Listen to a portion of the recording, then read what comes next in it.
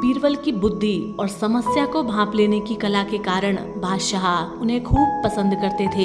इसी कारण से दूसरे लोग बीरबल से उतना ही जलते थे। इन जलने वालों में से एक अकबर का साला भी था। वो हमेशा से ही बीरबल को मिला हुआ खास स्थान लेना चाहता था। बादशाह जानते थे कि बीरबल जैसा कोई और नहीं हो सकता। वो अपने साले को भी ये बात समझाने की कोशिश करते थे, लेकिन उनका साला हमेशा कहता था कि वो भी काफ़ी बुद्धिमान है। इन सब बातों के कारण एक बार बादशाह के मन में हुआ कि अब ये ऐसे नहीं मानेगा, इसे कुछ कार्य देकर ही समझाना पड़ेगा। तभी अकबर ने अपने साले से कहा कि तुम अपने दिमाग और सूझबूझ से इस कोयले की बोरी को सबसे ज़्यादा लालची सेठ दमड़ी लाल को बेचाओ। अगर तुमने ऐसा कर दिया तो मैं तुम्हें तुरंत बीरबल की जगह दे दूंगा। यह बात सुनकर अकबर का साला हैरान हुआ, लेकिन उसे बीरबल की जगह चाहिए थी। इसलिए सोच के साथ वो कोयले की बोरी लेकर सेठ के पास पहुंच गया। सेठ ऐसे ही किसी की बातों में आने वाला नहीं था, इसलिए उसने उसे खरीदने से मना कर दिया। अब अपना उदास चेहरा लेकर अकबर का साला महल लौट आया। उसने कहा कि मैं इसे नहीं बेच पाया। इतना सुनते ही बादशाह ने बीरबल को अपने पास बुलाया। उन्होंने अपने साले के सामने ही बीरबल से कहा कि तुम्हें सेठ दमड़ी लाल को यह कोयले की बोरी बेचनी है। बीरबल ने कहा कि आप एक बोरी बेचने की बात कह रहे हो? मैं उस सेठ को एक कोयले का टुकड़ा ही 10,000 में बेच सकता हूँ। यह बात सुनकर अकबर का साला बहुत चक्का रह गया।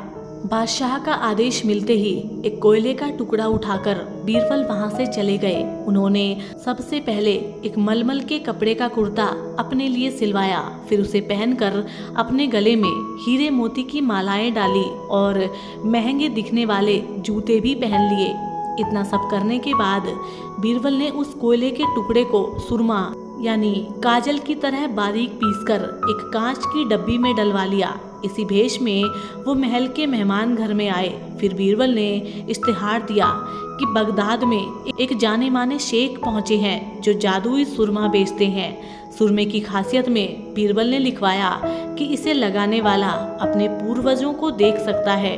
यदि पूर्वजों ने कोई धन छुपा कर रखा है तो वो भी उसका पता बता सकते हैं। इस इश्तिहार के सामने आते ही पूरे नगर में बीरबल के शेख रूप और चमत्कारी सुरमे की बातें होने लगी। सेठ दमड़ी लाल तक भी यह बात पहुंच गई। उसके मन में हुआ, जरूर मेरे पूर्वजों ने धन गाड़ रखा होगा, मुझे तुरंत शेख से संपर्क करना चाहिए। इतना सोचकर दमड़ी लाल शेख बने बीरबल के पास पहुंचा। बीरबल ने जानबूझकर उन्हें नहीं पहचाना। सेठ ने शेख से कहा कि मुझे सुरमे की डब्बी चाहिए।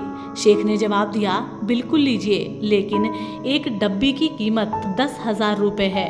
सेठ काफ़ी चालाक था।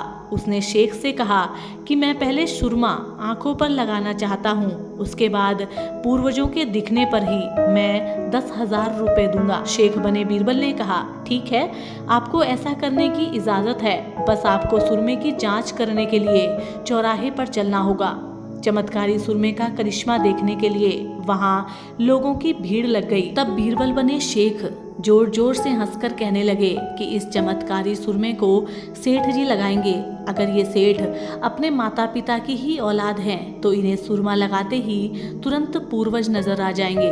पूर्वज नहीं दिखे तो मतलब यह होगा कि वो अपने माता पिता की औलाद नहीं है। असली औलादों को ही यह सुरमा लगाने पर अपने पूर्वज नजर आते हैं। यह सब कहने के बाद शेख ने सेठ की आंखों पर सुरमा लगा दिया और कहा कि आंखें बंद कर लो। सेठ ने आंखें बंद की, लेकिन उन्हें कोई नहीं दिखा। अब सेठ के मन में हुआ कि मैंने कह दिया कि मुझे कोई नहीं दिखा तो भारी अपमान हो जाएगा। इज्जत को बनाए रखने के लिए सेठ ने अपनी आंखें खोली और कहा कि हाँ, मुझे अपने पूर्वज दिख गए। इसके बाद गुस्से में लाल सेठ ने बीरबल के हाथ में 10,000 रुपये थमा दिए। अब खुश होते हुए बीरबल महल पहुंचे। उन्होंने कहा, लीजिए बादशाह, एक कोयले के 10,000 रुपये, और सारा किस्सा सुना दिया। यह सुनते ही बादशाह का साला मुंह बनाकर महल से चला गया। उसके बाद उसने कभी भी बीरबल की जगह लेने की कोशिश नहीं की। तो मित्रों, इस कहानी से हमें यह शिक्षा मिलती है कि किसी से ईर्ष्या नहीं करनी चाहिए और अपनी काबिलियत को साबित करने के लिए बुद्धि का उपयोग करना अति आवश्यक है।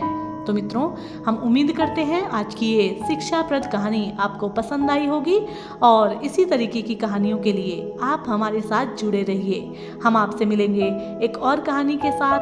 तब तक के लिए नमस्कार, जय हिंद।